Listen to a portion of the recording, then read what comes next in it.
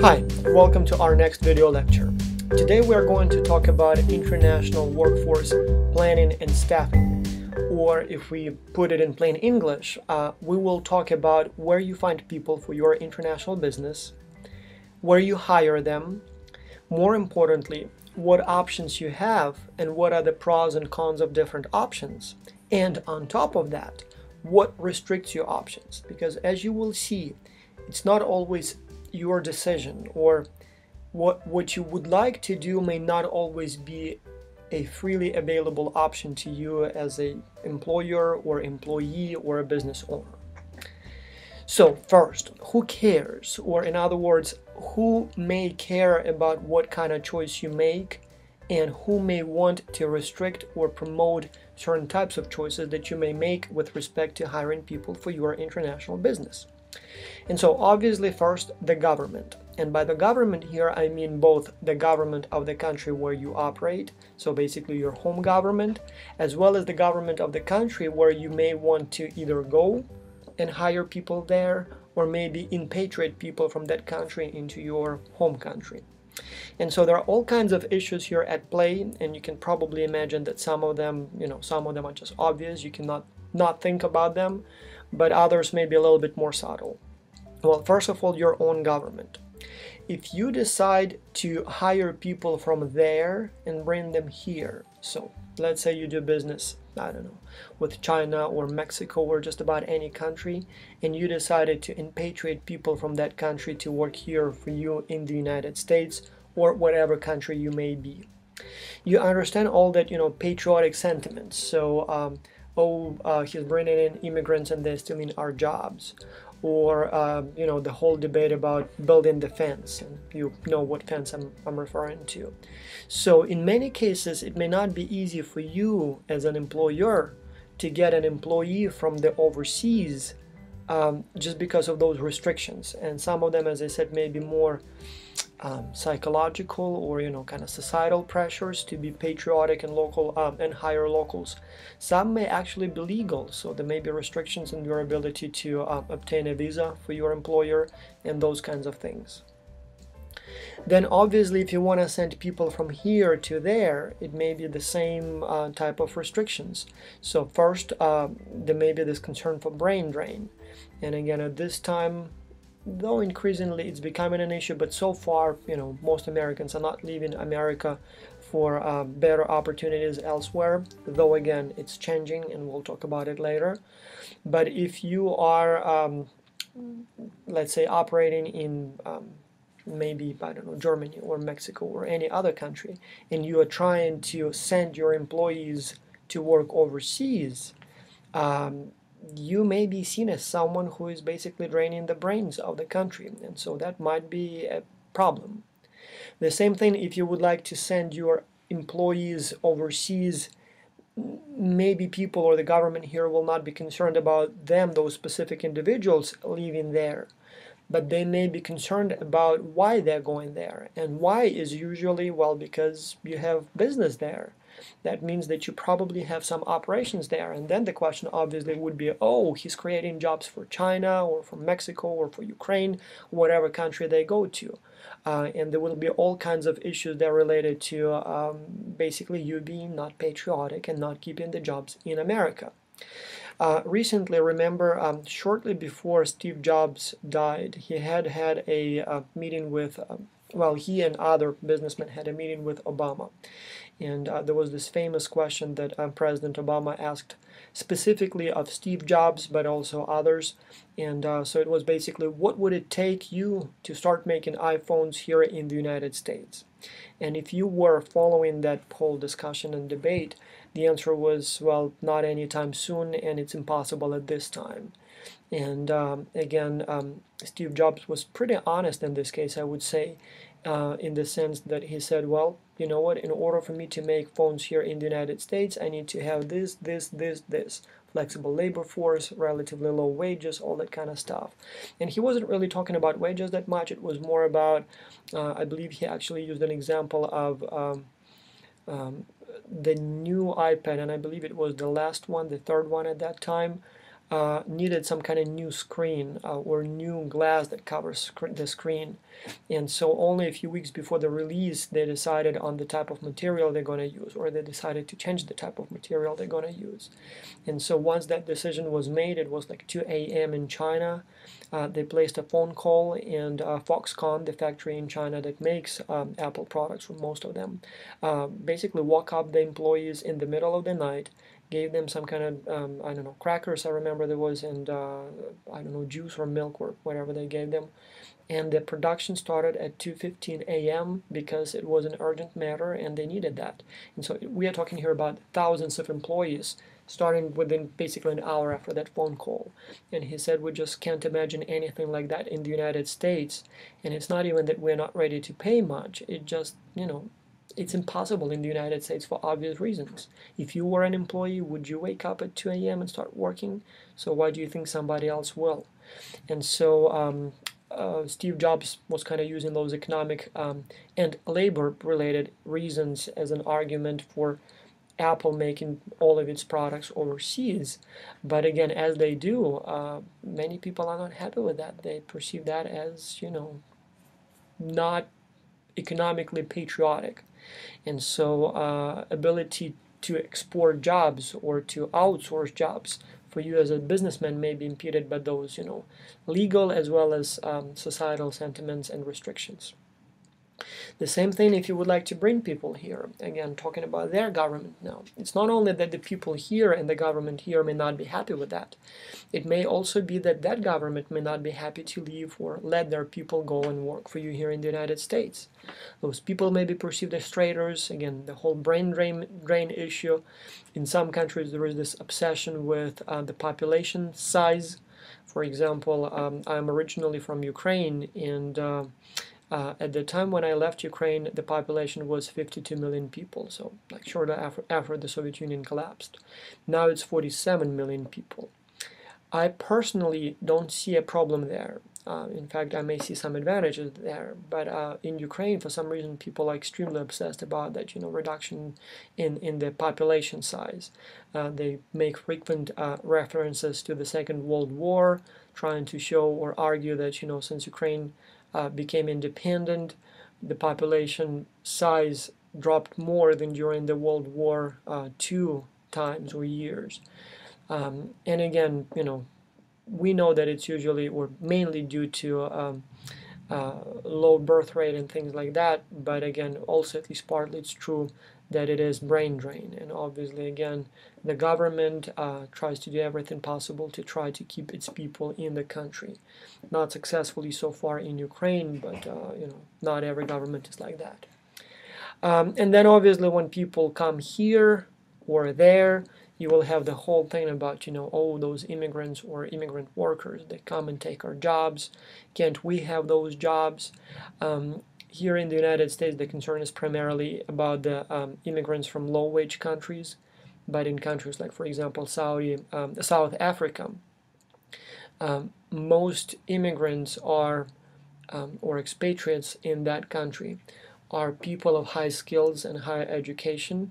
And so most immigrants who come to South Africa are immigrants from Europe, sometimes North America, sometimes Australia.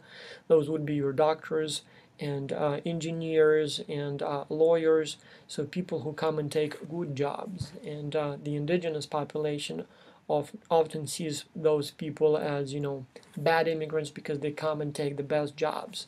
And so again, there may be all kinds of restrictions, both psychological as well as legal, in terms of bringing people to work in those countries. So if you happen to be a company in South Africa, again, it may not be as easy for you as you would imagine to hire someone from overseas to take a good job at your company.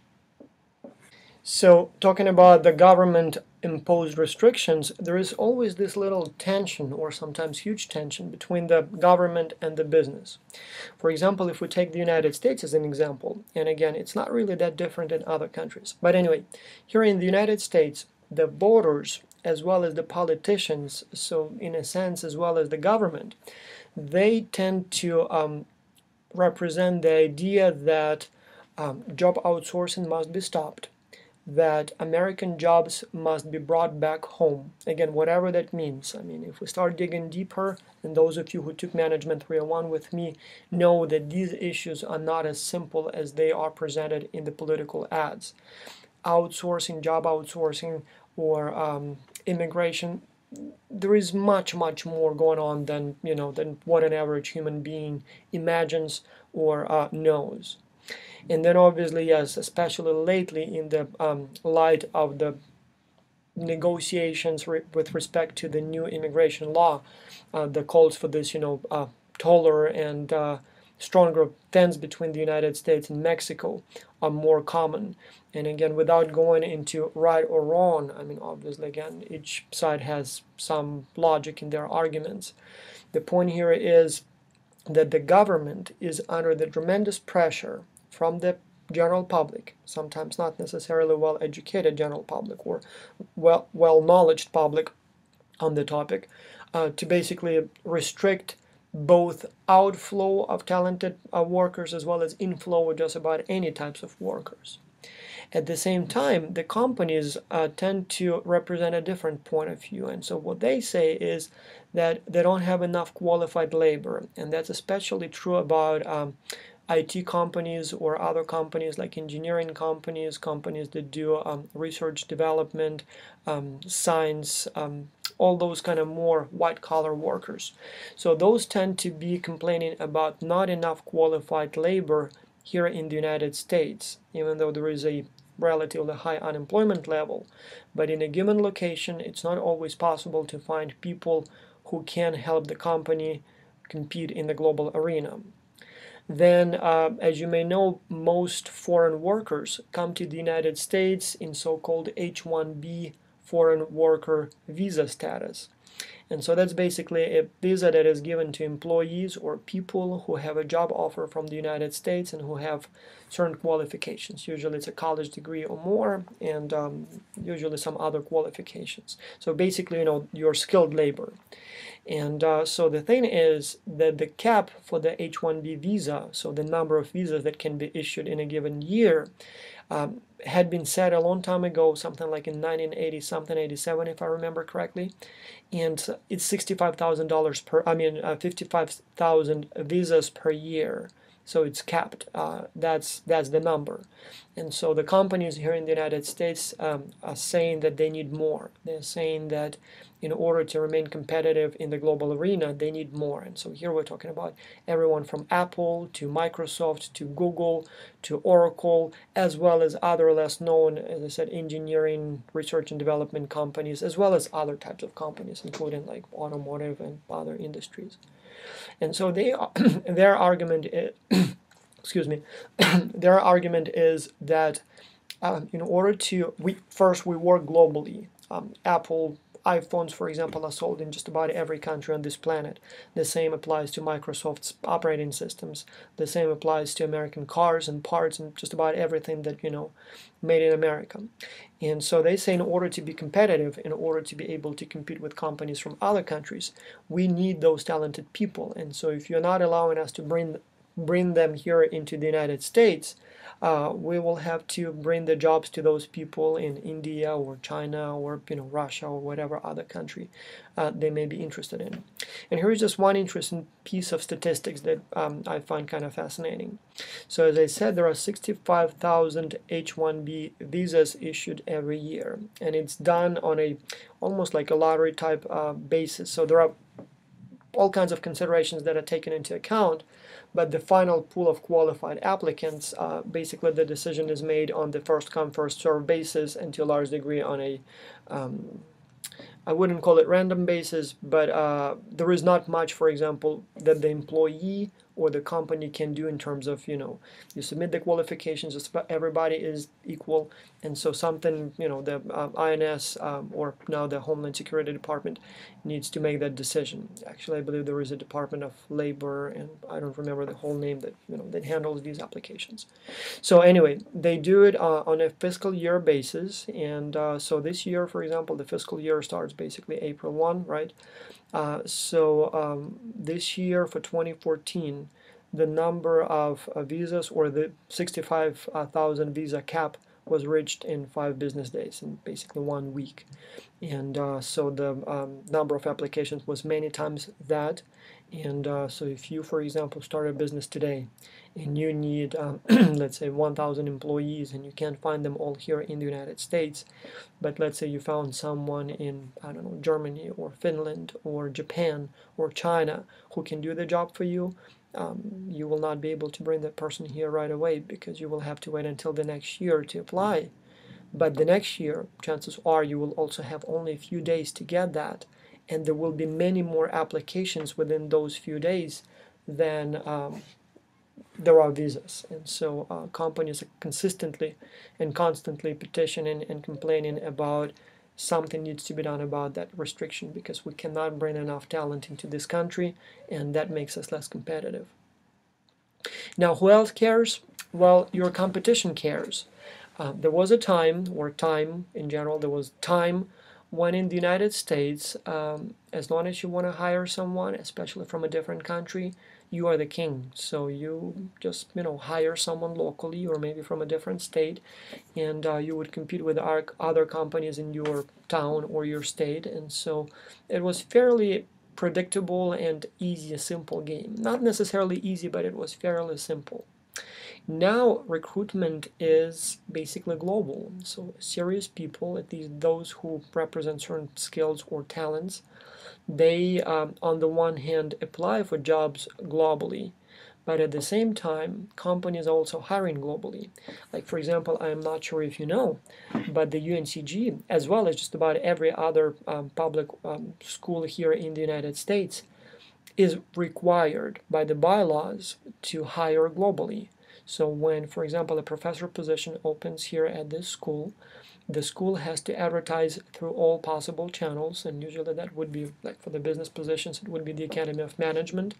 The membership is over 100 countries, and so the university cannot simply, just look locally, like within Greensboro or even within the United States. They must place those ads internationally, and people who apply for jobs, no matter where they are, they would know about this opening.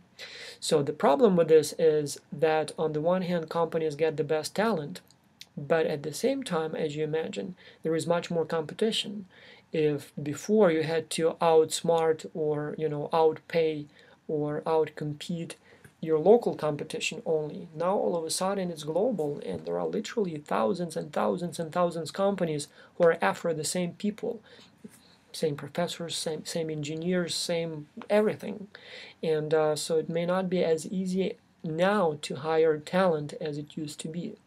Even when we're talking about low-skilled labor, I mean, like, let's talk about China. We love to complain about job outsourcing to China, and we love to blame these unpatriotic businessmen like Steve Jobs who, make their, well, for some reason we still tend to believe that Apple is an American company, and we kind of close our eyes on their outsourcing. And so somehow Apple didn't get its share of complaints about job outsourcing. So when we talk about job outsourcers, we think about like automotive companies and stuff.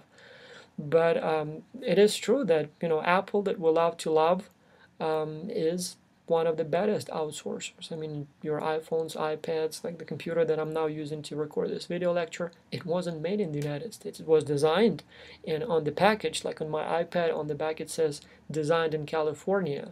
What it doesn't say is that it's made in China. So, but in any case, going back to China, so, for whatever reason, cars, computers, whatever is outsourced to be made there. For American companies, it's becoming more and more difficult to hire employees in China. First, the wages in China have been increasing dramatically. In some regions, within a few years, people have seen increase in wages, tenfold and more. And even when you look at the country median, it's still a huge increase over the last, 10, 20 years. You go like to 2020, at that time Chinese labor was cheap. Today, not that much anymore. Still cheaper than in the United States, but if you factor in the price of transportation, it's actually not that cheap.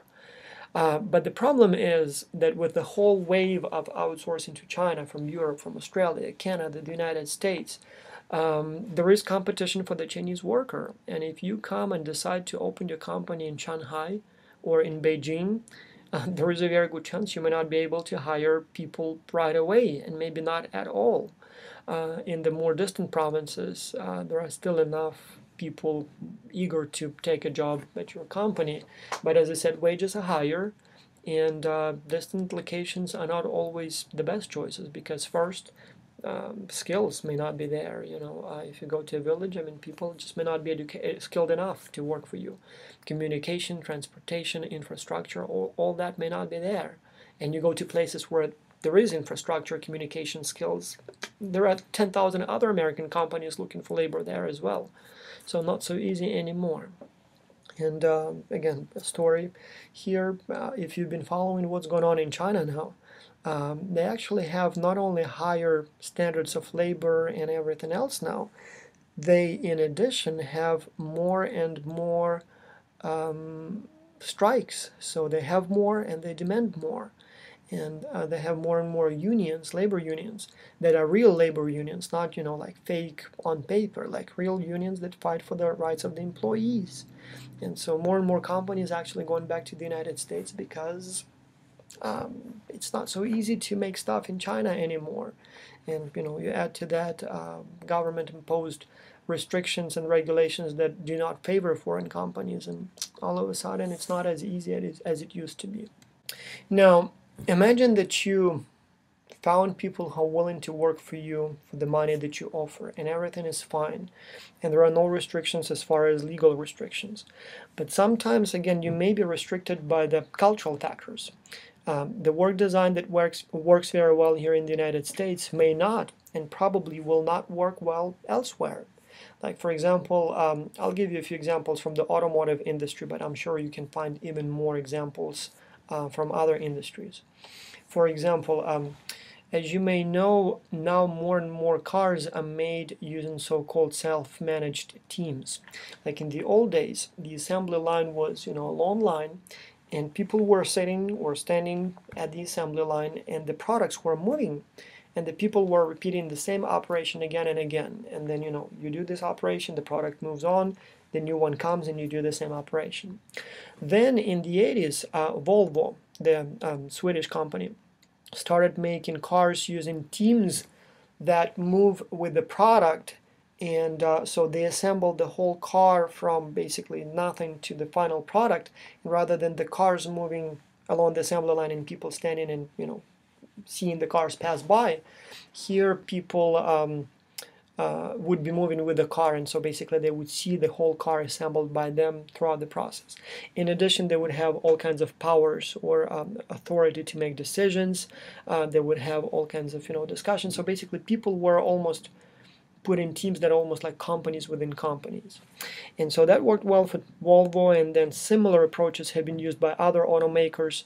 And then here in the United States, it was especially widely used at Saturn, the now non-existent division of General Motors.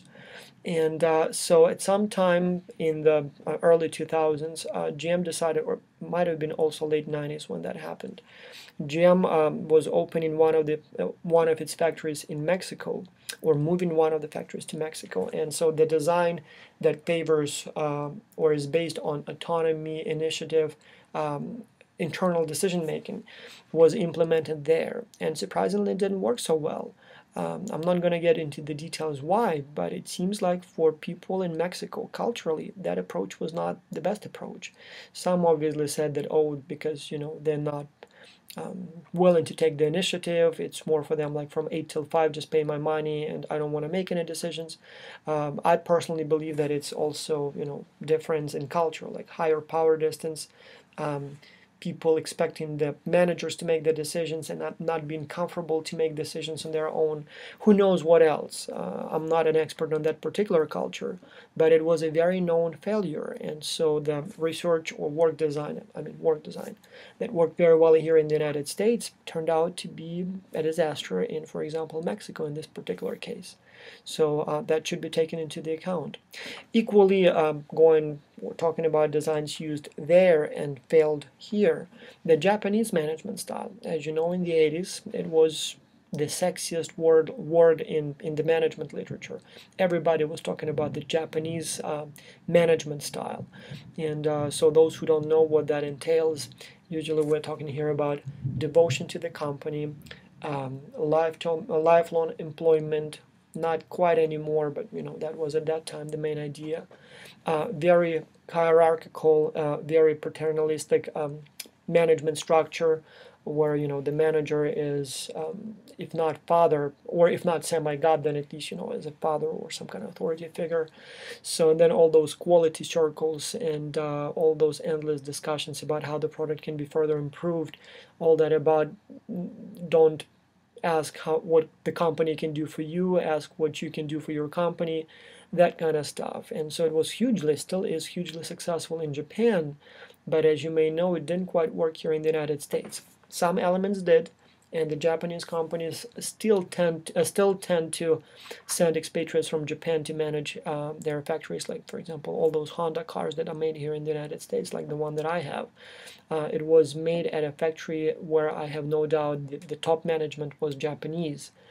But at the same time, the Japanese management style here in the United States is pretty much close to, to the Japanese kitchen here in the United States. It kind of looks Japanese, it's called Japanese, but it's not exactly what you see in Japan, right?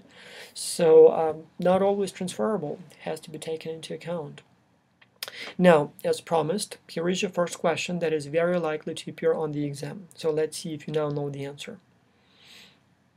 So a developing country is experiencing N blank when its educated and skilled citizens leave for jobs with better pay in the developed countries.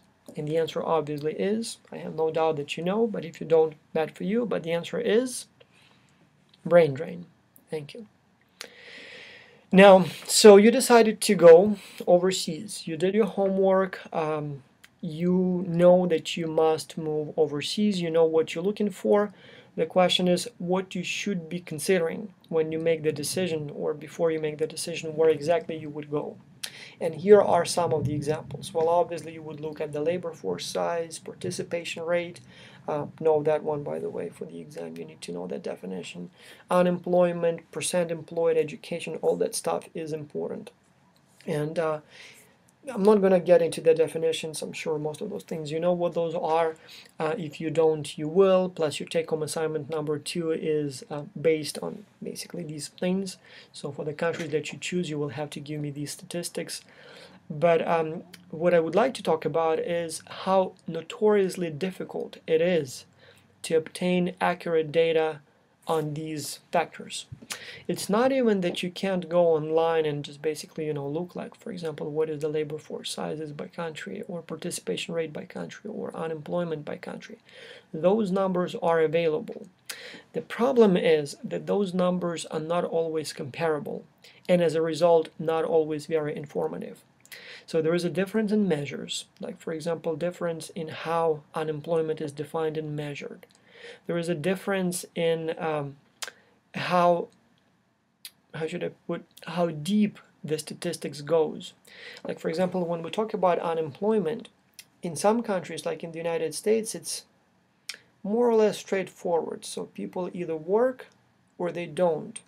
And there are some people, not many, but there are some people who may be working with the under table pay. Like, for example, if I hire a local kid to mow my lawn for $10 an hour, usually it's not going into the participation rate of the labor force, as well as it's not going in the GDP.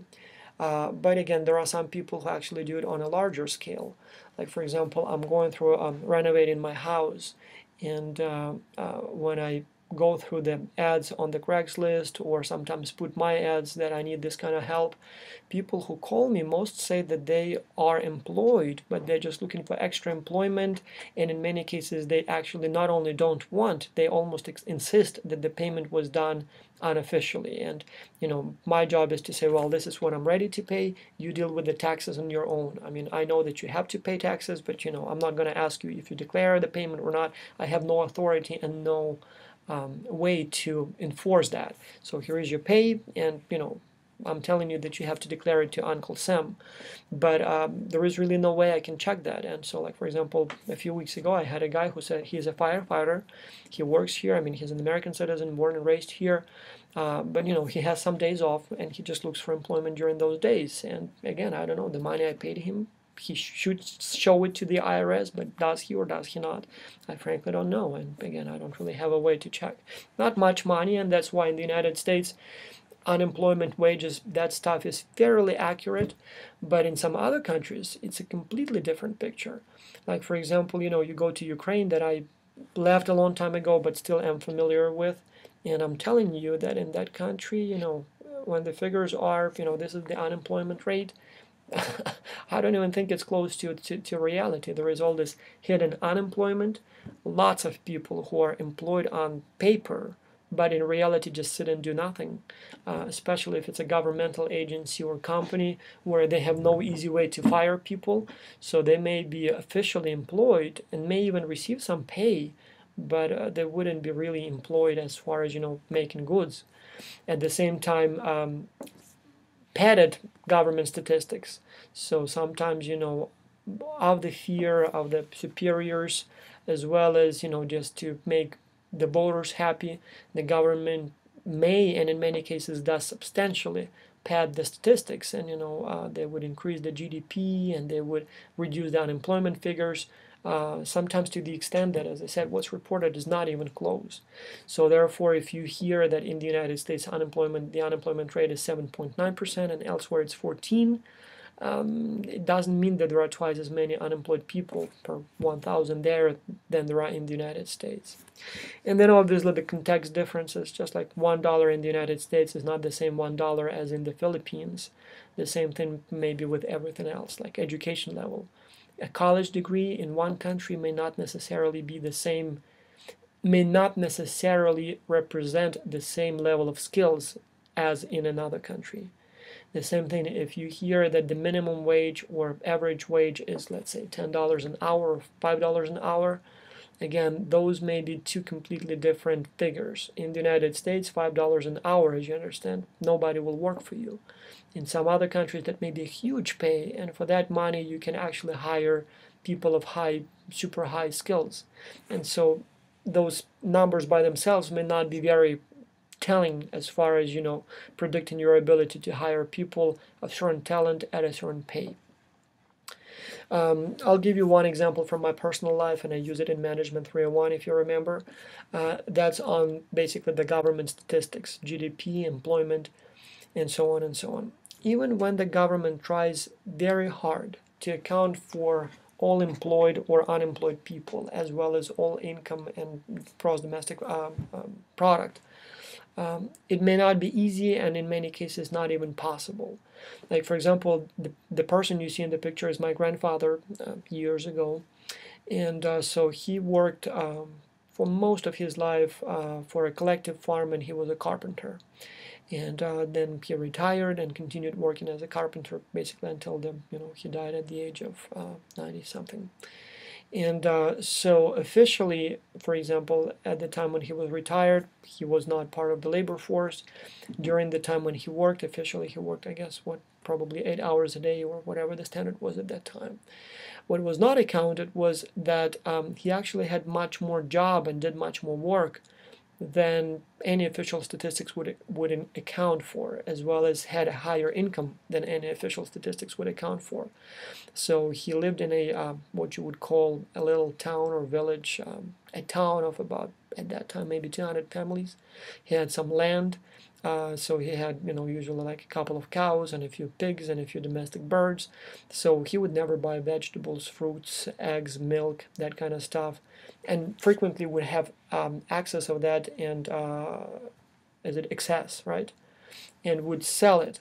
So first that would substantially improve his own income that is not accounted in the average wage of the people in that country.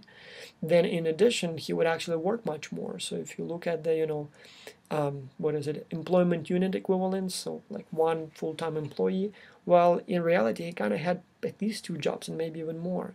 So like, for example, he would often work in the after hours making furniture. When the time comes to plant potatoes in Ukraine, neighbors helping neighbors, not accounted for. The same thing when the time comes to dig potatoes, all that stuff. So, a lot of stuff as far as employment and income not accounted for. By the way, when he died, it's a small town, so just about, like the whole town shows up when a person dies, especially if a person is more kind of prominent and known as my grandfather was. Anyway, lots of people showed up, and I was sent around. I was, I don't know, like 18 at that time. I was sent around to go and get some extra chairs so that people, when they come, could sit at all those ceremonial, dinner and things that we do there. It's a little bit different tradition, but basically the same thing. And so I was going door to door asking for furniture, for chairs, and in pretty much every single case, when I was given one, I was told, "Oh, and by the way, your grandfather made it." Again, it was Soviet Union times. I must have been probably 16 at the time when he died, because I was still in Ukraine. Might have been in Germany already and just came, but it doesn't really matter. The point is that at that time, people made a lot of things on their own. Like, if you needed furniture, you didn't go to Ashley's, you went to a neighbor who's a carpenter. If you needed clothing, in many cases, you wouldn't go to Sears. You would go again to a carpenter who's a tailor. And especially in smaller towns, they had those. You would have a blacksmith and all those people. So my grandfather was a carpenter, so just about every piece of furniture in that town was made by him. Again, not in the official statistics. That's the reality. Now, other labor force trends, the numbers that you see today may not represent the reality just 5 years from now. And when you make decisions about where to build your factory, where to hire people, you look at all those statistics, you look at your unemployment rate, labor force size, participation rate, all that kind of stuff. And so it looks like you got yourself a country that has the people with the needed talent and in the needed number. But one thing that needs to be taken into account is it going to be the same 5 years from now when your company still operates there? And so here in the United States, for example, as well as, by the way, in Europe and Australia to a lesser degree, the proportion of people who are older is huge compared to the global average. Not only it is huge, the challenge here is that the baby boomers are retiring, and the expectation is that within the next 5 years, maximum 10, most of them will be retired. That means that the number of available employees all of a sudden will shrink and shrink dramatically. Some estimates show that it will completely change the working population to retired population ratio, and we're not going to get into the whole discussion of how that will impact the tax rates, the availability of the perks and government programs and healthcare options and all that kind of stuff. Obviously, it may affect your business in many ways, as I said, including like higher taxes and so on and so on. The point here is that once they are out of the labor force, all of a sudden you may have many fewer people to hire, and so that should be taken into account. In contrast, in so-called developing countries, primarily Asia, Africa, Latin America, there is a huge percent in the total population composition of the young people. So they experience now economic growth, and they basically have like the same baby boomers, but just now. And so one of the challenges there is that much of the working population is inexperienced, so it's potentially a problem. On the other hand, you can't teach an old dog a new trick, so I suppose, for some businesses that may be a good thing that those people are young and inexperienced.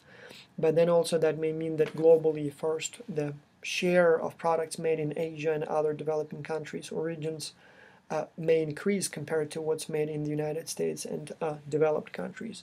But also, again, if you think that you may need more employees in the future, you may go there now, because as I said, with a huge birth rate there compared to what it is here, those people will be on the labor market soon, and many of them already are.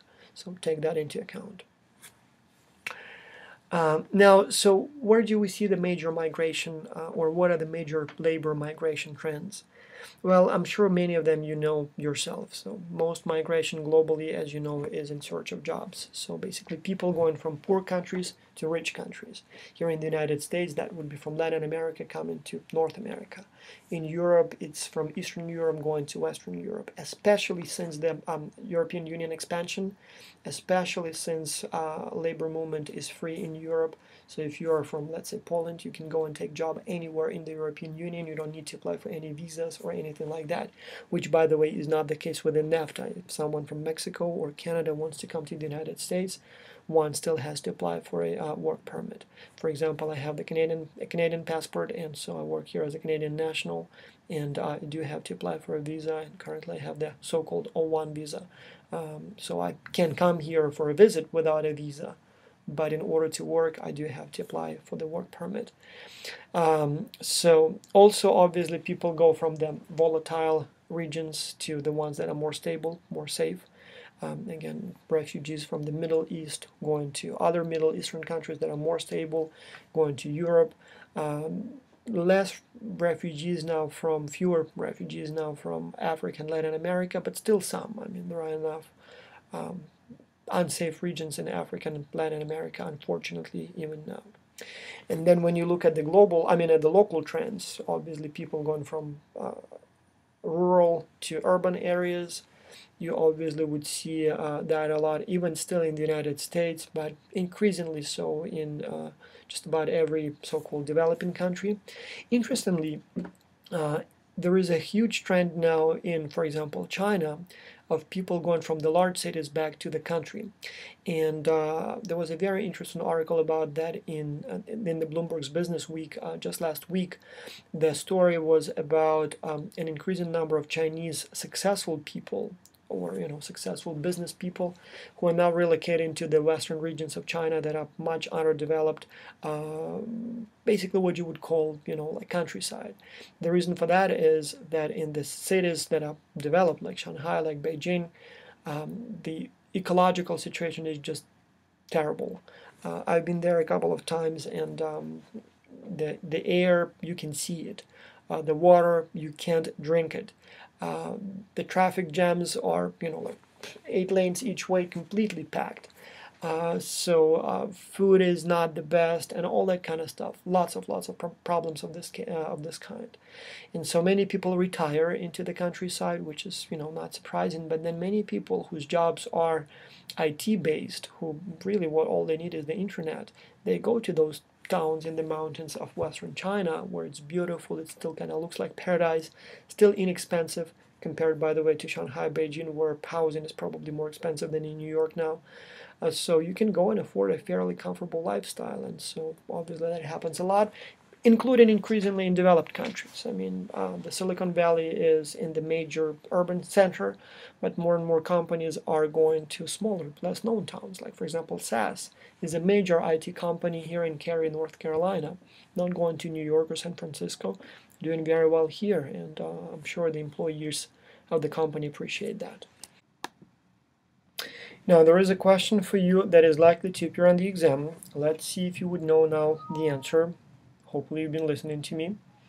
So one of the most important labor force issues for developed economies is their blank populations. And the answer obviously is aging population. So it is a huge deal here in the United States and in Canada. Some people believe that the only way to solve the problem is through immigration. I mean, obviously we can't start making babies now to smooth out the transition, because even if you do, then it's going to be another 18 years or so before those kids can join the labor force, and your baby boomers will be retiring basically within now already and within the next few years. So aging population is a big challenge, and the prediction is, given that now the ratio of working to retired people is roughly 2-to-1, and it may actually increase, 4-to-1, and it may actually change to more like 3-to-1 or even 2-to-1. Either baby boomers will have to settle for a lower standard of living, or the working population will have to pay more in taxes. But there is no easy way around that. Or maybe retirement age will have to be increased, which again is probably impossible to do from the legal perspective at this time. Now, talking about foreign or global migration trends and globalization in general, here is a link to a very interesting TED Talk, a video, and I will try to insert it into this presentation, or probably better yet, we'll add it as a video file in the lecture folder on Blackboard. But the easiest way for you maybe just to click on the link and watch it on YouTube. But this one talks about the myth of globalization in general and global migration in particular. And you know, we all know that now the world is becoming global, and it's all about you know, how much we move, the goods move, the money moves, all that stuff. You probably have read The World is Flat by Thomas Friedman. I did, loved it, highly recommend it. Even more, I recommend to you It Used to Be That Used to Be Us by Thomas Friedman. But anyway, this guy here, an Indian name, sorry, Pankaj, I can't remember his last name, but he's a professor and he researches the topic, and so he's making the case that the world is not as globalized yet as many people think it is.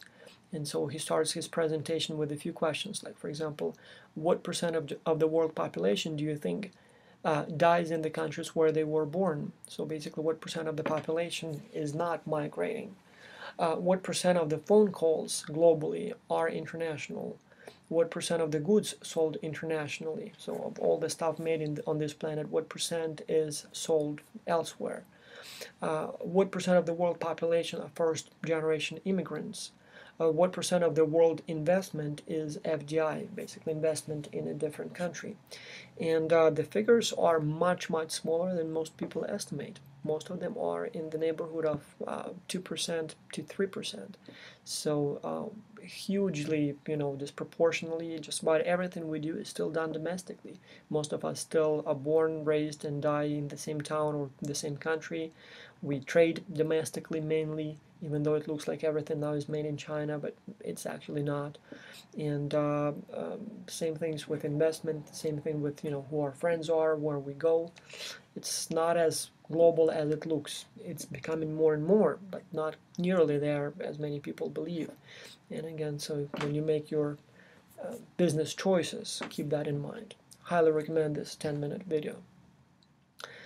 Now, also when we talk about plans for where I want to hire people, where I want to go, it's very important to talk about or keep in mind labor mobility, both international as well as domestic.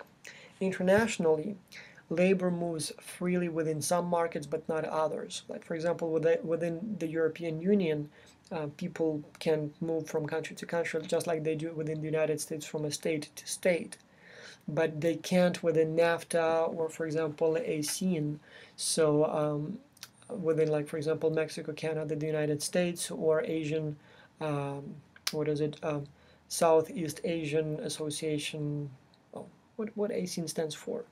Asian Society, Southeast Asian countries. Oh, I'm sorry, I forgot. But anyway, that's the basically equivalent of NAFTA for Southeastern Asia. Anyway, you have to take that into account. So if you open a company in Germany, you will have no difficulties hiring people, for example, from the neighboring countries like Poland, like Austria, like Czech Republic, like Belgium, like Netherlands, all those countries. If you open a company in Mexico, for example, you may have difficulties hiring American employees. It's very important to say that also some 10, 20 years ago, the United States was not only #1 destination for talented labor, it was the only true dream destination. Everybody wanted to come to the United States and really didn't have any other viable choices as far as, you know, quality of work and pay. Now it is not the case anymore. First, more and more countries pay similarly or even better than do American companies. Second, America seems to be, I don't want to use the word losing, but is definitely not on top of the game in terms of the global war for talent. The thing is that the American immigration system is built to favor family ties, but not so much talent and skills. The only really way a talented employee can come to the United States, or a talented person can come to the United States, is through the H-1B visa. Even if you come as a student, you can't stay. If you're F1 or J1, you will be kicked out at the end of your studies, which arguably is not a very wise thing to do, because students are the best immigrants. They, by the time they're done with the studies, they are acculturated, they have local connections, local network, they're more likely to get a job. So those are your best immigrants, and yet they're basically kicked out unless they get a job offer right away and get the H-1B visa and stay. But as we discussed, H-1B visas are severely restricted in terms of the numbers, and so there is really not many other ways for skilled immigrants to come here. So there are some programs, but it's nothing compared to, for example, what Canada does, what Australia does, what many European countries do, where much of the immigration there is geared towards attracting the best talent. And I'll actually use my personal story as an example. When I came to Canada years ago, I got my so-called green card, permanent residency basically. Took like only 2 months or something like that, really fast, whereas here in the United States it may take years and years. I got my citizenship within 3 years, and basically, the country told, we want you, you're welcome here, here everything you need as far as the legal side. They have this point system where they give you points for work experience, education, language skills, all those kinds of things that that have been shown to predict your work success. Here in the United States, I've lived a combined of almost 7 years now, 2 years during my master's studies, and now almost 5 years as an employee here at the UNCG, and I'm still not even allowed to apply for the green card. If you know what J1 is, I was 10, 12 years ago. I had a J1 visa, which is a student exchange visa, and the deal with that visa is J1 is that the US government pays for your education, but then at least on the declared reason is for the fear of being accused of brain drain. The student must go back to the country citizen of which the student was at the time of the studies before the student can apply for the green card. And in my case, even though I spent many more than 2 years outside the United States, I acquired Canadian citizenship. Ukraine does not allow dual citizenship, so I had to renounce that. But I still, in order to apply for the green card, have to spend 2 years in Ukraine, which again, I'm not sure if I'll ever be able to do. And so I don't want to brag that I'm super talented or anything like that, but I do have a master's degree, a PhD, lots of publications, all kinds of other achievements in my area, and I'm not even allowed to apply for the green card at this time, let alone to get the citizenship. Ironically, if I came here on a raft from Cuba, for example, and stepped on the land, by now I probably would have at least some kind of permanent residency and maybe even citizenship. So again, I shouldn't complain, because in my case, at least with a Canadian passport, I don't even have to go to the consulate. The university sends some kind of papers once in a while, and my work permit is renewed, so I'm very comfortable here.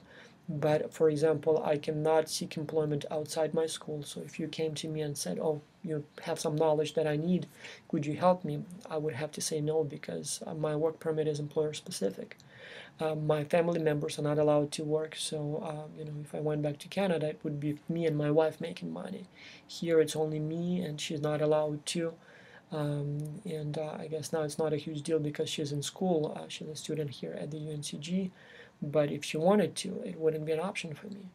All kinds of other restrictions, and so countries like Australia, Canada, many countries in the European Union are much more favorable towards skilled labor, talented workers, and so many people out there, China, India, I don't know, Finland, Norway, Germany, who knows, when they make the decisions where they want to go and apply their talents, more and more the United States is not #1 on the list.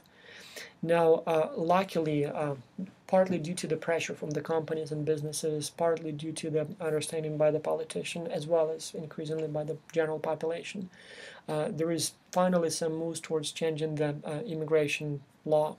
And so now apparently the weight given to merit will be much higher than it used to be. So some types of visas apparently will be eliminated, and those are the ones that are more generic and that do not bring here talent. And on the other hand, the number of people who can come here because of their talents will be substantially increased. We are yet to see if it's going to go through, but if it doesn't, as I said, more and more people who could greatly benefit this country will be choosing to go to other developed countries, and now importantly, increasingly to other developing countries. More opportunities there, and wages in some cases are as high, while the cost of living is lower than in the United States. Now, to that, I also would like to add that it's not only that America still does well, but not as well as other countries as far as attracting foreign talent, but also as far as losing its own talent. More and more people who are hugely talented and are already in the United States, they choose to leave and go elsewhere. First, obviously, self-initiated repatriates of immigrants, first generation, second generation, who go back to India, China, and other countries. Many people got high degrees here, recognition, achievement, companies. They go back to the countries where they came from or their parents came from because they see more opportunities there. So apparently, if you're an entrepreneur, you can be doing it equally well or maybe sometimes even better in some of those so-called developing countries. Second, American companies as well as local companies, they are paying more and more. And again, with the job market as it is in the United States, many people, especially those again with knowledge, language skills and so on, choose to seek employment elsewhere. Again, other developed countries as well as other developing countries. And finally, blue-blooded Americans, people born and raised here, people maybe like 10th generation Americans, more and more of them seek employment overseas, again, like in Australia with its booming economy, in Canada that is doing it comparatively well economically, in some of those developing countries. Some just go, to teach English as a second language. Others go to be managers, to be experts. They see much larger opportunity there just because they are from America, just because they have the language skills and so on, gives them huge points there, whereas it's doesn't count for anything here. So again, it's not bad at all so far, but it could be better, and there are some countries that do better in this arena, and the United States has to do something in order to remain on top of the game.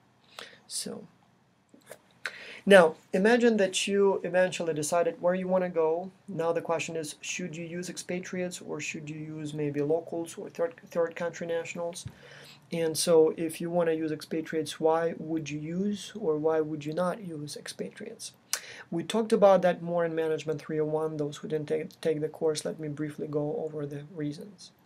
Well, obviously, if you want to do business in China and you want to have a subsidiary there, if you send an expatriate, you will have better control over what's going on there.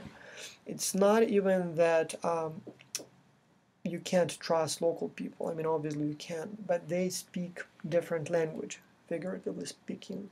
They have different culture, they have different understanding, and so when you call them and ask what's going on, you may be looking at the same issue from a completely different perspective. Whereas if you send someone from Greensboro, that guy will see the situation basically through the same eyes as your eyes, and so will be much more effective at communicating to you what's going on. Locally qualified people may not always be available, especially when you need to earn company-specific qualifications, like product-specific knowledge. You just may not have locals who know that. Sometimes if you want to open, let's say, I don't know, I'll use a restaurant as an example, but you can think of, Google or just about any other type of business. And you have certain organizational culture here in the United States, and to a large degree, the success of your company depends on this organizational culture. It can be the restaurant atmosphere or office relationships among the employees or something else. So you might want to send expatriates so that they kind of try to recreate that experience from here over there. And then finally, sometimes in some countries you may not trust locals. They may have their own interests. There may be all kinds of nepotism and favoritism and corruption going on.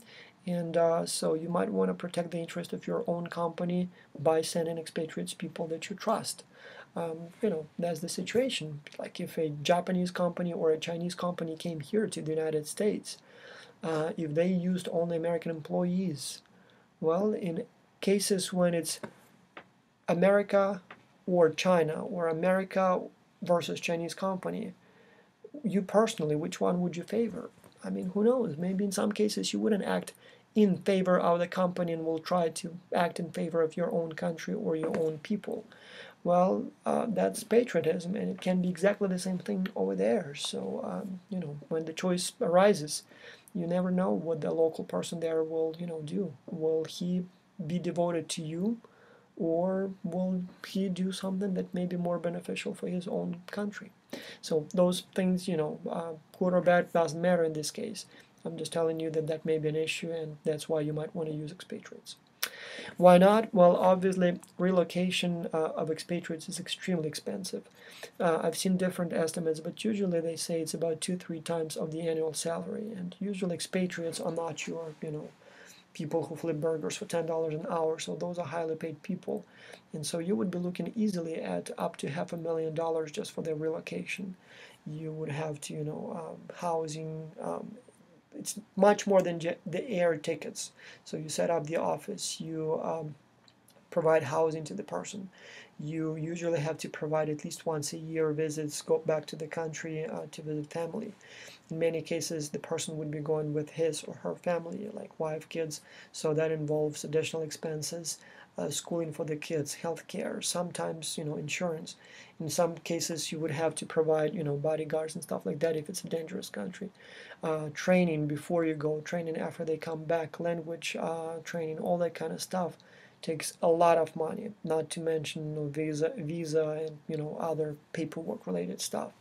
So expatriates are good, but it is expensive, and so the question is, do you want to incur that expense or not?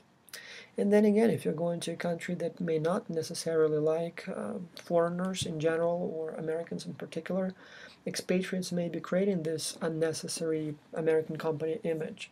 Like in some countries, people love to hate Pepsi or Microsoft or other symbols of America, and sometimes you want to play that down a little bit. Like for example, in Canada, Canadians being hugely patriotic. Even McDonald's, would have the Canadian maple leaf on that M, and they would, in all ads, they would say proudly owned and operated by Canadian franchisees or something like that. So, important to keep that in mind. Here is a little cartoon. When you came to work with us, you stressed that you hoped to go far in the company. Well, we decided to open an office in Tibet, and hopefully it was funny for you. Here is another look at why you would want to use expatriates. And again, sometimes you need to fill positions, sometimes you need to exercise control, either direct or by example, or kind of have a spy there. But sometimes you might want to send expatriates overseas for development reasons. You do business in China, you want to know how stuff is done in China, you send an expatriate for a year so he learns how it's done there, so when he comes back, you have someone here who knows how it's done there. Networking, again, sometimes corruption is an issue, and you might want to send an expatriate so he meets the local suppliers or customers there, so that you have all that personal network, as well as status. I mean, sometimes America is highly respected. Like in China, American brands are the king, and so if you have an American company, huge advantage. And you might want to send expatriates just to signal and once again show that this is an American company. We employ Americans here, so you have that kind of image. So it definitely matters sometimes. Expatriate assignment can be disastrous, obviously, and we'll have several chapters, basically the rest of the semester, on what can go wrong. The point here is that when we talk about foreign assignments, we usually think about something like this, this old movie, An American in Paris. Everybody looks up to you, everybody likes your culture, everybody likes you, and in reality it may be more like this. You're lost, you don't know what needs to be done. Increasingly dangerous in some parts of the world for Americans to travel. I've lived in quite a few countries, and I'll tell you that it's not easy. You leave all your friends behind, you have to basically lose much of your possessions, or you can pay a lot of money to move it with you. Either way, it's a loss. Not easy at all, and there are all kinds of things that can go wrong. Again, we'll talk more in detail about that soon. A few more things that I want to mention about expatriation. One, when we talk about expatriates, usually we imagine a guy from a rich country going to a poor country to manage operations there. But first, there are so many more different types of expatriates, and we'll talk about that in a minute. Second, there are many expatriates here from poor countries working in the United States. Not all expatriates go to manage, many may be entry-level positions. For example, when McDonald's was opening restaurants in Russia in the 90s for the first time, they were actually expatriating, the lowest level employees because they couldn't find people in Russia that could do that work right, and so they had to do it that way initially. Going up or going down, again, historically or traditionally, we think that the better, the more developed country it is, the more prestigious it is, kind of you're going up. Whereas more and more expatriates, my personal friends, tell that it's actually the other way around. When you go to a developing country, that's in many cases going up because your status increases. Like if you are an American or European working in, for example, I don't know, Colombia, you are kind of automatically, Colombia may not be the best example, but like a truly developing country, like somewhere in Africa, you may be automatically assigned that special status, a person from a rich country, and all the fame and attention and goodies that come with that. And so that's where you really can feel like on top of the world. Good or bad doesn't really matter in this case. The point is that sometimes going to a country with a lesser development may actually mean a huge improvement in your personal well-being and sometimes even income and everything else. Also, when we talk about expatriation, we focus on expatriation, right? But repatriation is equally important, and the problem is that many companies don't think about it. So people come back to their home country only to realize that their job has been given to someone else. There is no plan for them for re-entry. They may be offered positions that are not as attractive as what they used to have. Expatriates often would expect better treatment because now they have this experience, and turns out nobody needs it at your headquarters. And so statistics shows that 60% of expatriates who return back leave the company within 1 year, so just didn't work out. And finally, family issues. This is the biggest issue. We'll talk more in detail about that when we'll talk about other aspects of expatriation. But I would say this is probably number one concern and number one reason for expatriate failure. I'll give you one example from my personal life just to illustrate how bad it can get, but I'm sure you can think about many other examples. In my case, by the way, I didn't even have kids at that time. If I did, it would be much worse. But anyway, at that time I was in Germany with Volkswagen, and my wife was in Ukraine. We just got married before, very close. Or maybe we were not married at that time, just engaged. Doesn't really matter. The point is that she comes and visits me in Germany. Horrible time. She was there like for 2 weeks, and at no point in our married life we were so close to a divorce as we were at that time. And here is why. Spouses of expatriates in most cases are not allowed to work by law, so the visa of the dependents would not allow employment. So H-1B in the United States, the dependents of H-1B visas would not be allowed to work, not even go to school, I believe. I don't remember if that's the case for H-1B, but it's definitely the case for like F2 or J2 or TD or other commonly used visas for students and employees. And so in my case, yes, she comes to visit me only for a few weeks. Obviously, her visa does not allow employment. I'm at Volkswagen, leave early in the morning, come back completely exhausted, hard work. You operate in a foreign culture, foreign language, you're tired. Your family, at the same time, my wife, spends the day basically doing nothing and waiting for you to come back. She spoke German, but she didn't have any friends at the new town. If you go to like China or Japan, there is a good chance your family will never learn the local language, so you are bound to leave them live in a, like, I don't know, a expatriate ghetto as they call them, or some kind of cultures are very difficult to penetrate. Like, you can live in Japan for all your life and still not have good friends among the locals because it's a very conservative and restrictive culture. The same thing, for example, in the Middle East. Not so much in European countries, but not always the case. Anyway, my wife sits there and does nothing all day, waits for me. I come back home exhausted at night. The only things I want to do is basically watch TV, have dinner, maybe have a little sex, and go to sleep, right? My wife, having waited for me all day, what you want to do is just go out and have fun and spend time, so socialize with me as the only person she knows, see the town, and that difference in schedule, that difference in preferences, that difference in what we want, created huge tension. I mean, very, very difficult to survive. And now imagine that's like that for 2 years or 3 years. On top of that, imagine you have kids, you have to deal with all kinds of issues that they may have. Not easy at all. Very important issue.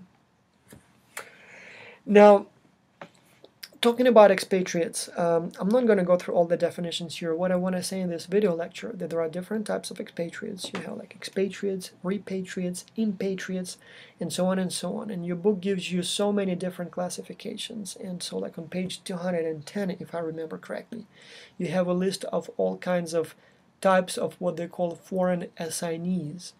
And I'm glad that they have that, because again, we usually think about foreign assignments as, a guy from a rich country going to a poor country to manage a subsidiary. But there are so many more different types of foreign assignments that, as I said, this classic example now accounts probably for a very small percentage. And so I'm not going to go through all the definitions. What I'm going to say is that you need to know all these different types, and they will be tested on the exam. And what you definitely need to know is that there are many different things that exist, from like local hires or nationals to domestic internationals to immigrants to localized employees to just-in-time expatriates to returnees to virtual international employees, and so on and so on and so on. And I'm not even talking here about the global virtual teams. There are a myriad types of those. I actually do some research on this area, and fascinating topic. Huge potential. I mean, my papers that I write, my research that I do, I have usually co-authors from like a dozen countries on any given publication. In fact, I now have an upcoming paper with 24 co-authors, and just about everyone is from a different country. And we communicate purely virtually, and so I haven't even met most of those people. In fact, I'm not even sure if I met any of them in person yet. We operate and collaborate very effectively, and so we don't need to fly and meet face to face as it used to be just 10, 20 years ago. So anyway, you have to know that, and be ready for that on the exam. Finally, contingent labor force. More and more companies prefer to not hire permanent employees, but instead to go with like temp employees or contingent employees. And again, your textbook talks about all kinds of arrangements of temporary employment. But in the classic example, it would be like a contract workers. So as opposed to me giving you a job without an end date and basically making you a permanent employee, I hire you for a specific task and for a specific period. And so that gives huge advantages to companies in terms of flexibility, obviously. So it's very easy to get rid of those people. Contract's over. Sorry, contract's over.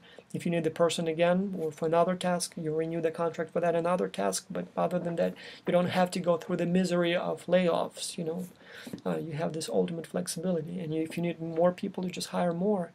And so you have obviously less responsibility in terms of, you don't have to pay any benefits, you don't have to offer any other perks. This is the job, this is how much I pay. You do it, you get paid, and adios. Another big deal is talking about the benefits and perks. I'm curious to see how Obamacare will impact businesses from this perspective. As you know, now the new rules are that the employers must provide health care plans for their employees, and I believe it's if there are more than 50 employees for the company, the employer must provide the healthcare plan, and it's expensive. And if I had 50 people or 51 or 100, I would seriously consider if I actually want to hire 50 people, or maybe I should just hire 49 and have the rest of them employed on a contract basis, where they're basically self-employed and they come and do the job for me for a fixed pay during a fixed period of time. I like some elements of the Obamacare reform. I believe that it was necessary. I don't think this is the best reform. I mean, many things that I was hoping to see there are not there, and many things that were there initially didn't make it through due to the huge opposition and lobbying of the healthcare insurance companies. But this particular element of the reform worries me the most, and as I said, it may have an impact on companies as far as they will try to move more towards this contingent labor force arrangements. Why not that may work out? Well, obviously, if you always have new people, training is expensive. They may not be fully prepared, especially when the job requires organization-specific knowledge and organization-specific training. So it's better to have people who are here permanently, know what's going on, and you don't have to explain them, a new person every day what needs to be done. Second, ambiguity and stress of this, temporary employment. People are not as committed. People are definitely less satisfied. People are definitely less dedicated, less motivated, less committed, and as a result perform less. So obviously, that's an issue. And if the job is important, you probably want to have permanent employees, not temporary employees. Keep that in mind. Now, finally, to the issue of definitions. Again, let me show you a few more things that are straight from the textbook, and I expect you to read it in the textbook. There is no need for me to read out the definitions, but you need to know the types of staffing: ethnocentric, expatriates, basically regiocentric, basically locals, and so on, right? And here are some more definitions, and maybe you know what labor force is and labor pool is and staffing decision is, but again, it's from the book and you need to read those things. Here is what a question may look like on the exam, and let me read it out for you. When using an blank staffing approach, M&E tend to hire from the headquarters country and send employees on international assignments to the subsidiaries.